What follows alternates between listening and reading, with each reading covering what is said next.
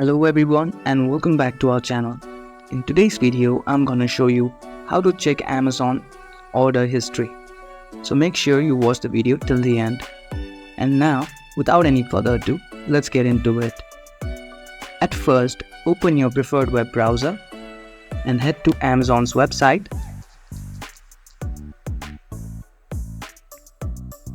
Once you're in the website, click on the profile icon at the top right corner. Here, you can see all button beside your orders. Click on it. Here, you can see I don't have any orders. If you have, all of your orders will be displayed here. Now, to see all the orders you have ordered, you can simply click on filter and choose the time you want. For example, I'll click on 2024 and click on apply.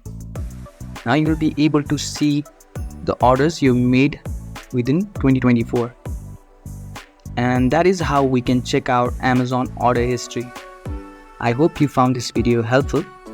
Don't forget to give this video a thumbs up and subscribe to our channel for more tutorials like this.